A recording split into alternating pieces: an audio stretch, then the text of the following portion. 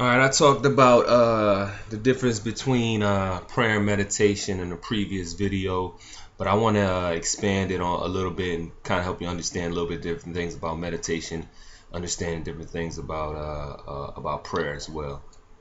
So, if you know anything about the human body, the anatomy of the human body, you understand that you have your brain essentially broken down into two sides. You have the right hemisphere and you have the left hemisphere.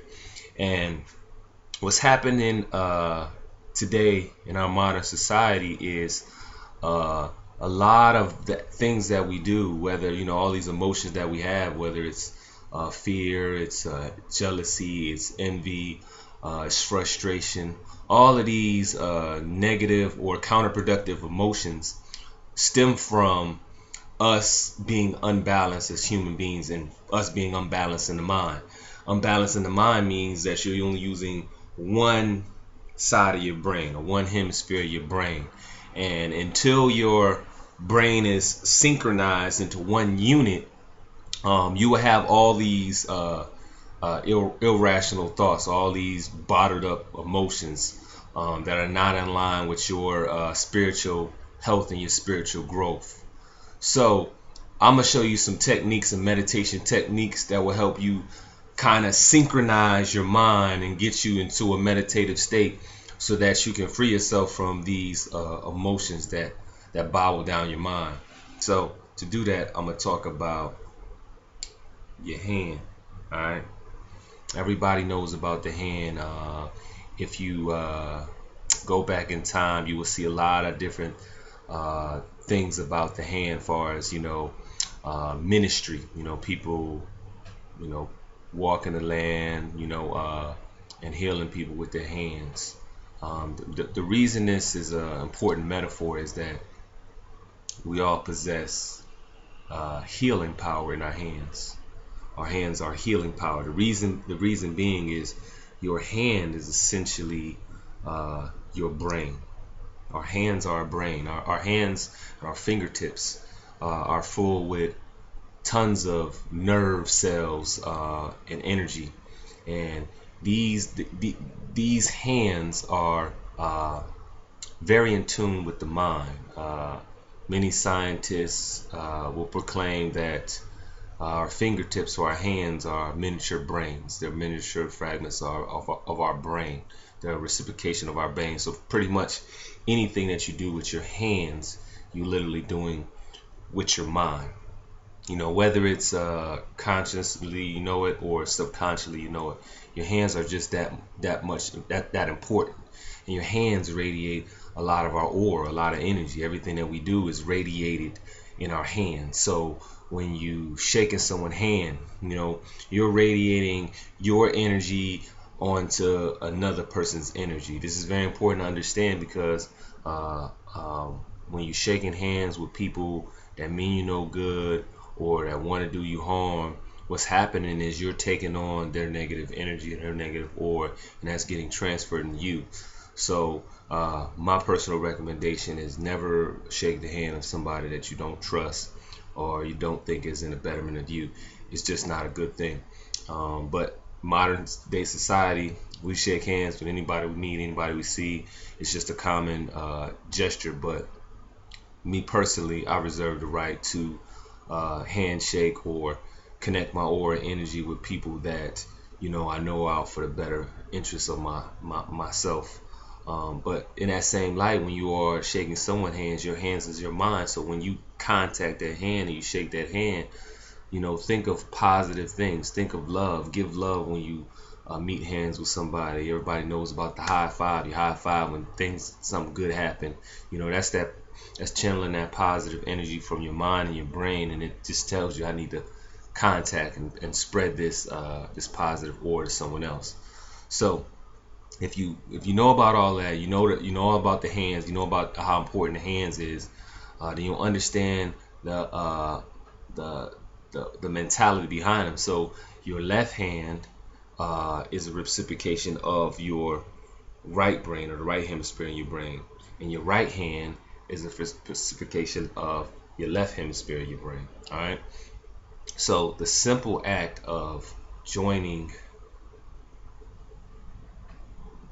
the 5 fingers to this position is the act of synchronizing the brain. You are symbolically, you're telling your body to align your brain and sync your brain and give balance to the aura of who you are.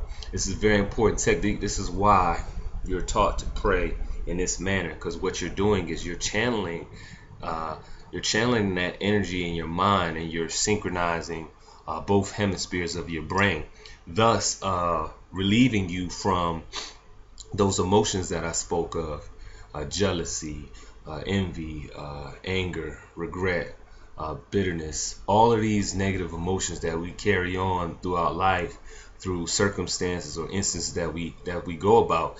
Understanding that the act of just joining your hands together is the single act that preserves the mind and release the mind from the stresses of life. So when I say the difference between prayer and meditation and the importance of it, I'm not speaking of giving up this formula of joining your hands together, because essentially your hands are your mind. So when you sync your hands together, what you're doing is you're also balancing your mind, and you're synchronizing your mind together in one unit. And there's other techniques. There's a deeper technique than that. That's just the general, idea of, prayer, meditation, and how it is more about how your body translates information and translates things, rather than what someone told you. This is prayer. This is prayer. It's more about the act that you're doing within yourself, rather than what someone calls it, or what it is called, or what you're actually saying out your mouth, with the words. It's more about the acts that you're doing within your body, and understanding that your hands or your fingertips are essentially your brain. It's a way to communicate through your brain. And these fingers channel energy throughout your body, because they speak through the different nerves in your body, and there's a lot of nerves in your hands. So the thumb is the channel of the emotion of worry and anxiety. So that's why you will see people who are worried or have anxiety. They'll suck their thumb at an early age, or they're real worried and have a worried atmosphere. They'll suck their thumb because subconsciously the act of sucking your thumb soothes your mind from that worriness. Just that act of soothing it and comforting it. So people who are very worried or very have a lot of anxiety tend to suck their thumb. That's why typically babies would do it, because they're coming into this new world and this new life, and worriness is just a part of what they're brought into this earth with, is worrying about, am I going to be okay? I can't do a lot of things for myself, so I need my parents, I need others to ensure that I am safe. All right. And then you got your pointing finger, which is the finger of fear. All right, so that it channels that emotion. So what happens when someone is afraid? They did it. They'll point, look at that, like, whoa, that's scary, and that act of pointing is what it subconsciously is saying, what that energy of that hand is carrying. And then you got your middle finger. Now we can easily determine what that finger is. It's anger.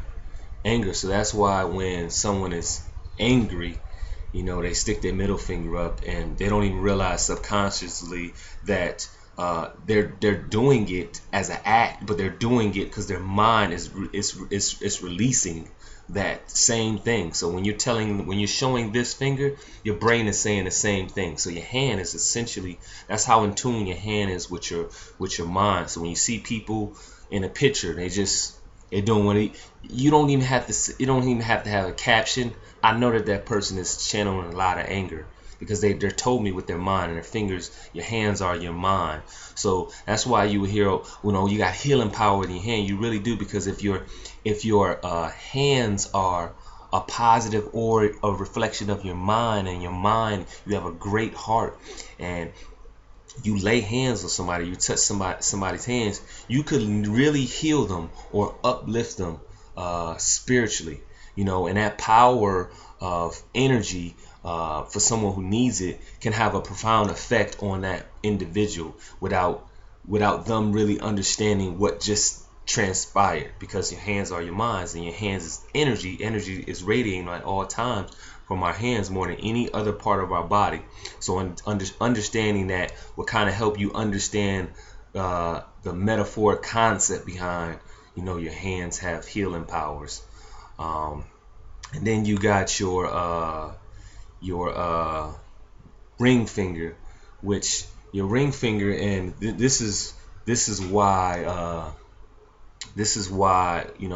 we put our wedding bands on our ring finger, is because the ring finger is for those emotions of love or their lack of. So that's why we put that that wedding band on that finger, because it's symbolizing that that love is protected, or that love will never be that bond will never be broken. So this could be that finger that channels the regret, or the the envy, jealousness, all the other stuff. But with that ring on there, symbolically, it's protecting that. It's a natural, it's a subconscious way to say, I'm protecting myself from these kind of emotions because I'm married and I'm one with someone else. So understand the symbolicness in placing that ring on this finger.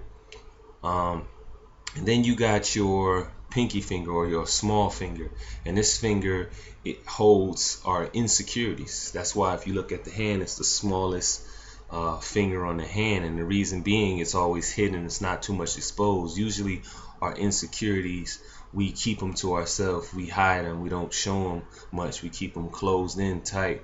And understanding how these fingers, or these fingertips and his hands, are a true reflection of your brain will kind of help you understand the emotions that you're dealing with, and the importance of, when people say it's the importance of prayer, but it's not so much just the act of praying and saying words. It's about the act of balance, and your hands are essentially your brain. You are essentially balancing your left and right hemispheres of your brain together and in line, and once your brain or your mind is balanced, you will see all of those negative emotions that could be bottled up, and when energy is flown through different people, you can see all of these emotions start to fade away.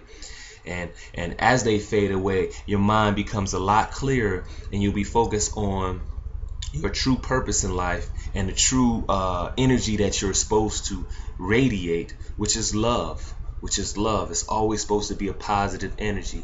But if the brain is not balanced, and you're using one side of your brain at all times, you're gonna be frustrated. You're gonna have times where you can't concentrate. You're gonna have anger. You're gonna be easily angered, or you're gonna be worried all the time, or you're gonna be insecure, or you're gonna be depressed. All of these things stem from us not being balanced. The teeter-tot, where one side is overworked and the other side is sitting dormant. So understand that this act of joining your hands together, which is formerly known as prayer, is not so much about the words and about the act called prayer. It's about the balance that it creates, because these hands are your mind, and with that balance you can synchronize both sides of your brain, so you can think more clearly and positive energy can flow. So when you're making decisions based off of one sound emotion, which is positivity and love, rather than jealousy, envy, insecurities, and all these other things and these emotions that are bobbled in our mind from having an unbalanced mind. So this is just the basics. I'm gonna keep expounding on it. I don't want to make 30-minute long videos that people never watch to the end, so I try to shorten up in segments and keep it short. But that's just a pretty snapshot of how important our hands is, and how they are a fragmentation or a channel of our actual minds. All right, thanks.